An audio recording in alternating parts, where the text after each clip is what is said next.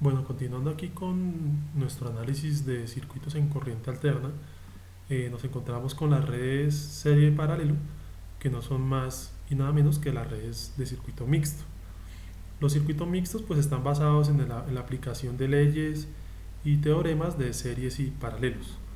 Entonces, bueno, en ese circuito mixto que tengo acá, tengo pues una fuente de voltaje de 60 voltios RMS a 0 grados. Tengo un inductor 1 y para este inductor 1 me dan una reactancia inductiva XL1 de 1 ohmio. Tengo un resistor 1 de 2 ohmios. Tengo un resistor 2 de 3 ohmios. Tengo un resistor 3 de 3 ohmios, de 16 ohmios. Tengo un capacitor con una reactancia capacitiva de 7 ohmios.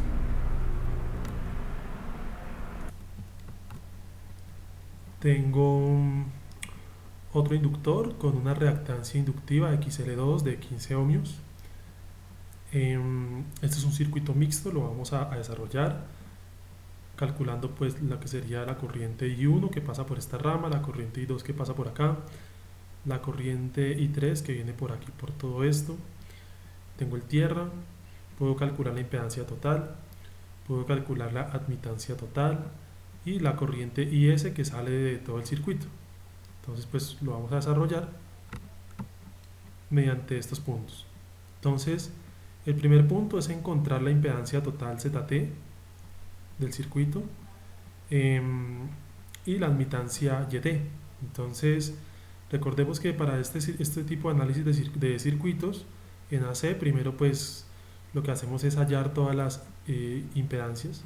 Entonces pues la impedancia ZL1 es igual a XL1 a 90 grados. Entonces esto es por definición.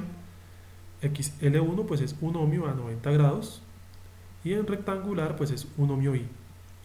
Tengo ZR1 que es la de la resistencia de acá.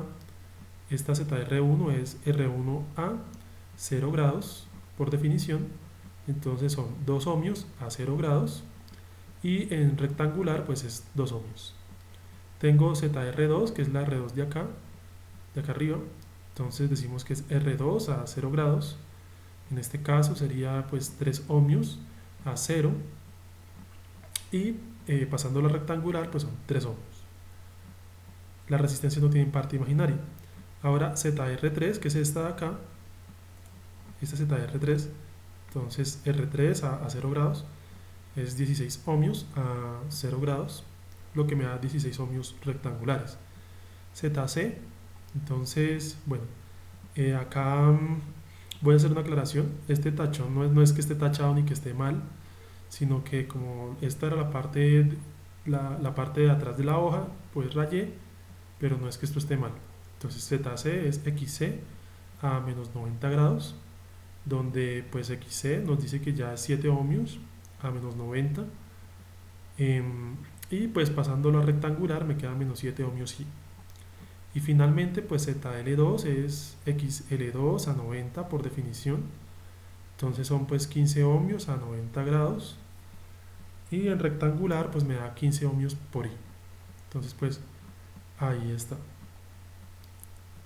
Entonces lo primero pues es calcular las impedancias. Luego de calcular las impedancias pues puedo redibujar el circuito. Lo puedo redibujar ya en función de las impedancias. Entonces pues me queda E, me queda ZL1, me queda ZR1, ZR2, ZR3, Z6, ZL2. Entonces yo quiero pues inicialmente calcular la impedancia total. Entonces para la impedancia total pues tenemos que notar lo siguiente, tenemos que reducir el circuito a una sola impedancia como se hacía en DC.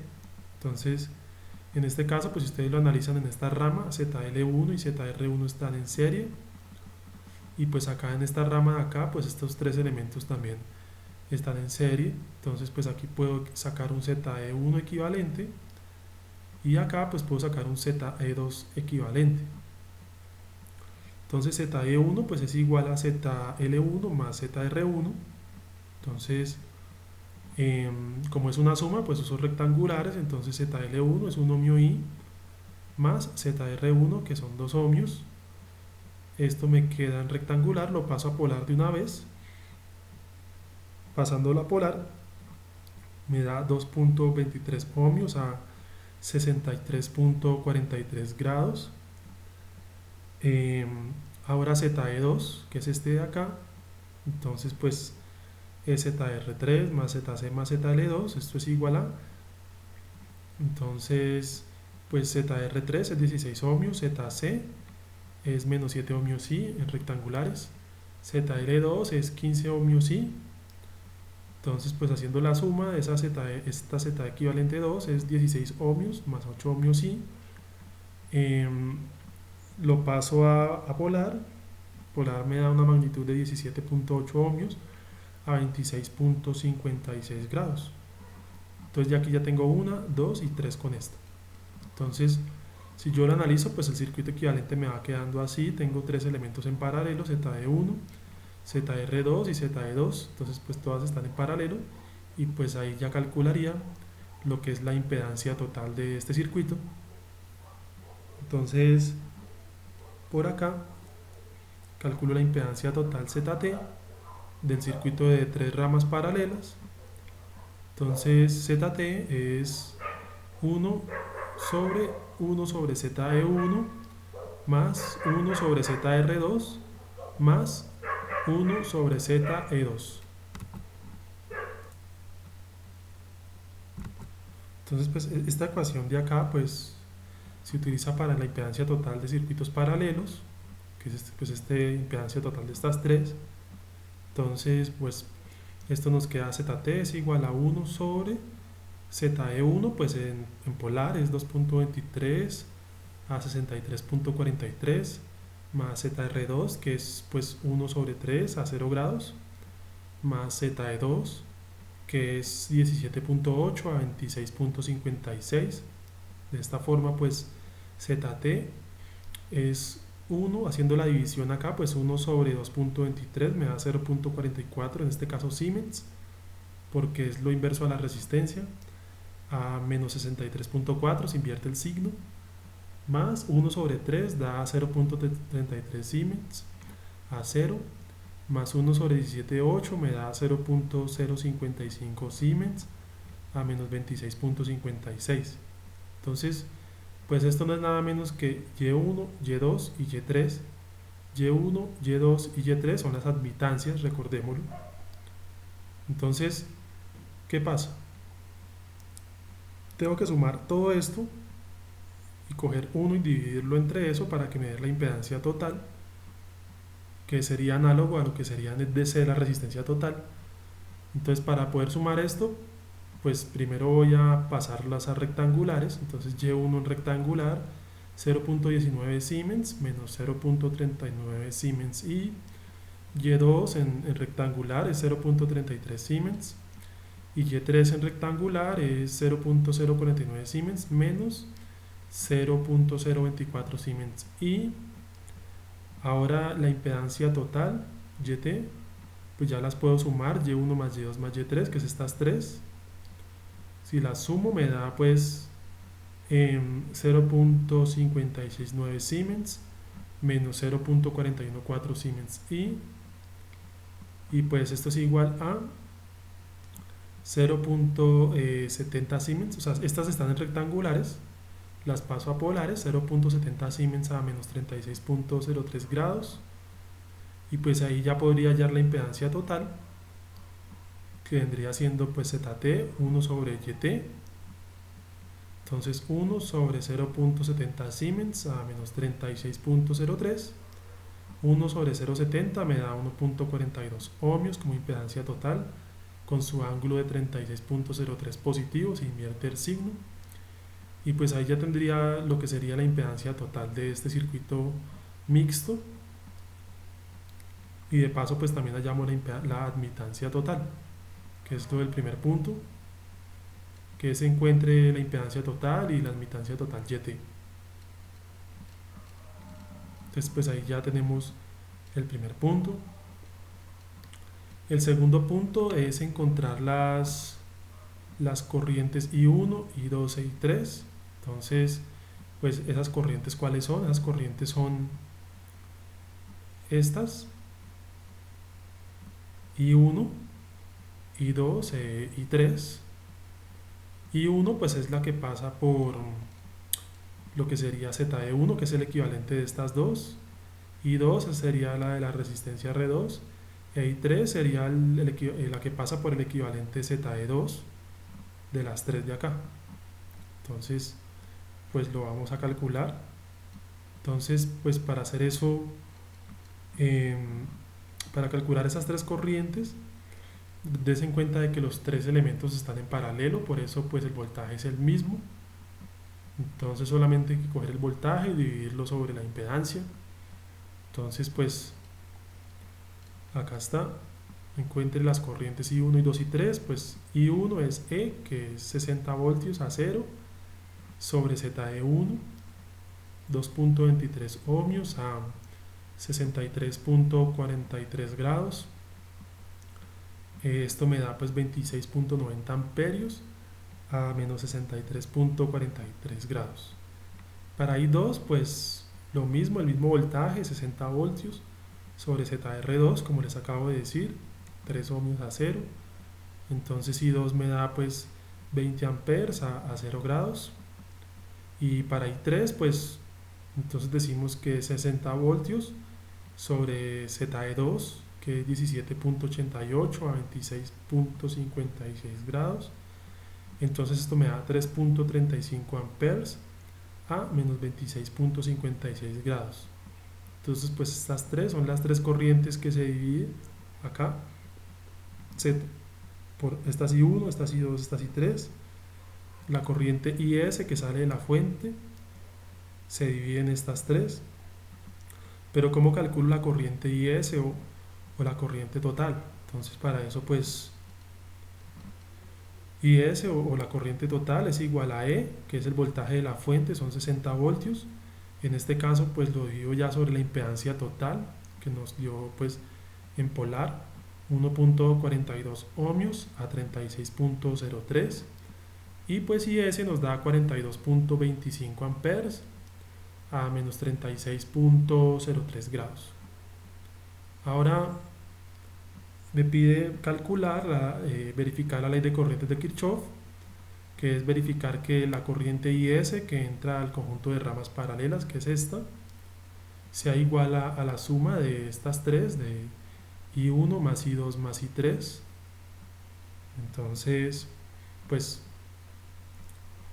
lo vamos a calcular acá, que esta corriente que llega al conjunto de las ramas sea igual a I1 más I2 más I3. Entonces se expresan, como es una suma, pues se expresan las corrientes en rectangular, coordenada rectangular para sumar. Entonces pues I1 expresada, ya las hallamos en polares, ahora pues solo lo pasamos a rectangulares. Entonces pues I1 en rectangular nos da 12.03 amperes menos 24.05 I.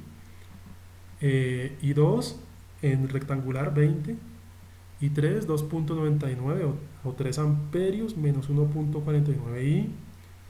IS o I source y total pues 34.16 amperes menos 24.85 amperes, y ya lo tengo todo en rectangular. Ahora sí ya puedo comprobar, pues hacer la comprobación de la ley de corrientes de Kirchhoff, que dice que pues IS es igual a I1 más I2 más I3. Entonces pues sumando, IS es igual a 35.03 menos 25.54 amperios I. Se cumple la ley de corrientes de Kirchhoff. Esto es igual a IS, que está acá. Hay una pequeña variación y es por los decimales que se pierden a la hora de hacer las conversiones de polar a rectangular y viceversa, pero se cumple la ley de corrientes de Kirchhoff. Entonces pues si ustedes se dan cuenta, muchachos, estos análisis en AC Básicamente pues es lo mismo del primer corte o las mismas leyes, lo único que cambia es que pues ya no estamos trabajando números reales sino números complejos. Para estos análisis pues es supremamente importante que ustedes sepan convertir de polar a rectangular y viceversa, que ustedes sepan que es un número complejo, que ustedes sepan que es un fasor, cómo pueden expresar una señal en función del tiempo. Entonces son cosas o más bien terminologías que deben tener presente para hacer un buen análisis en AC.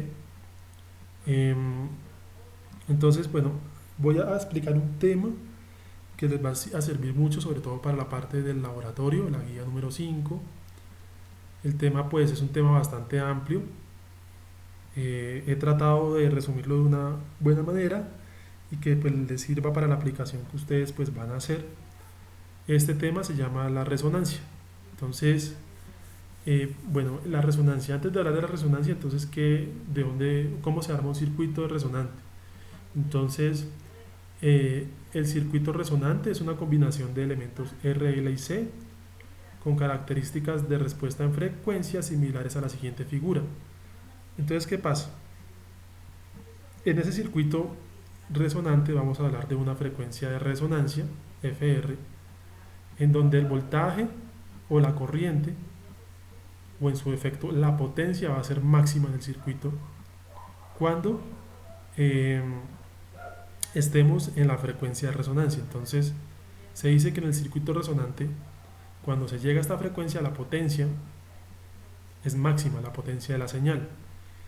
¿Para qué sirve esto? Si ustedes se dan cuenta, dense cuenta de que solo en FR la potencia de la señal es máxima. Entonces, ¿esto en qué se puede aplicar? Por ejemplo, en estaciones de radio o televisión para sintonizar una emisora puntual. Entonces, si le llamamos a FR una frecuencia de sintonización, en FR pues o nuestro transmisor o nuestro receptor de audio va a captar la señal a una máxima potencia. Solamente en esa frecuencia es que se va a tener la máxima potencia de la señal. Entonces, eh, si hay otras frecuencias en el espectro de frecuencias a la izquierda o a la derecha, pues esas frecuencias no van a interferir si lo tengo sintonizado en mi frecuencia de resonancia donde la potencia es máxima.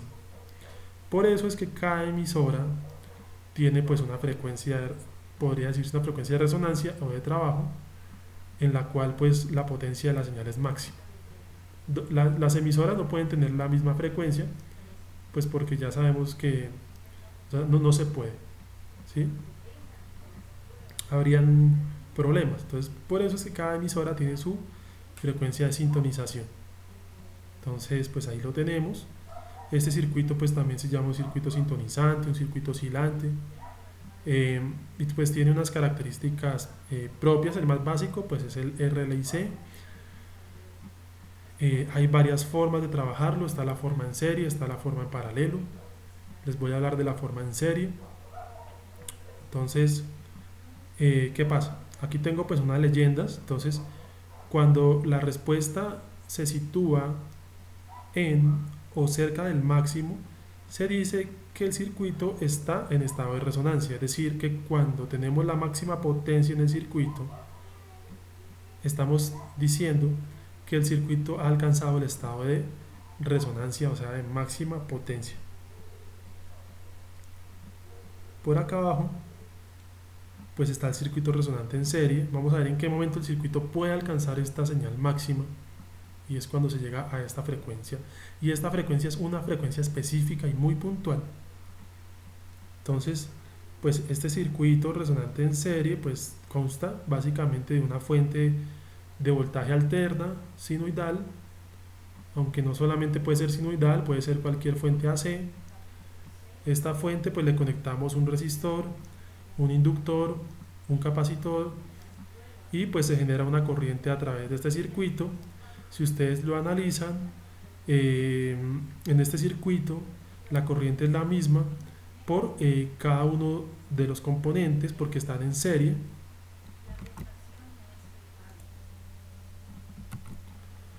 Entonces pues ahí lo tenemos, circuito resonante en serie. vamos a hacer unos análisis. Entonces para estos análisis primero pues calculamos las impedancias.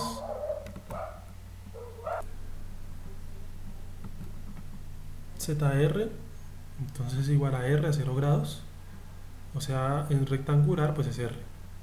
ZL es XL a 90 grados, o sea en rectangular XLI. ZC es XC a menos 90 grados, lo que es igual a menos XC por I. Recordemos que estos tres son definiciones, ¿no? O sea, esto por definición es así siempre. Ahora, la impedancia total en serie pues es ZR más ZL más ZC, donde ZT es R, si es una suma pues rectangular, R más XL menos XC por I. Entonces, en la frecuencia de resonancia se cumple una cuestión bien importante, y es que la reactancia inductiva iguala a la reactancia capacitiva, y por esto se cumple algo supremamente importante, y es que la impedancia total ZT del circuito, ZT es esto, pero en la frecuencia de resonancia, como XL es igual a XC, se cumple que la ZT en resonancia, por eso le pongo S, es solamente la resistencia. Entonces, en resonancia se cumple que la impedancia es mínima. ¿Por qué es mínima? Porque solamente nos va a quedar R. Entonces, procedemos al cálculo de la frecuencia de resonancia. El cálculo de la frecuencia de resonancia, para esto pues partimos de la igualación de XL igual a XC. XL es por definición también omega L, donde omega es 2pi por F por L, igual a 1 sobre omega C, que es XC. Entonces multiplicando, pasando este a multiplicar, me queda omega al cuadrado es igual a 1 sobre L por C, y omega S en la frecuencia de resonancia es 1 sobre la raíz de LC para quitar el cuadrado.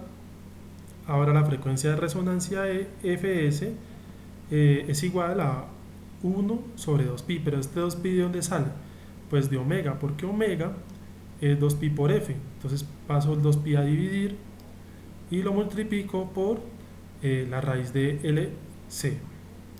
Me queda de esta forma la ecuación fundamental de frecuencia de resonancia, que es 1 sobre 2pi por la raíz de LC.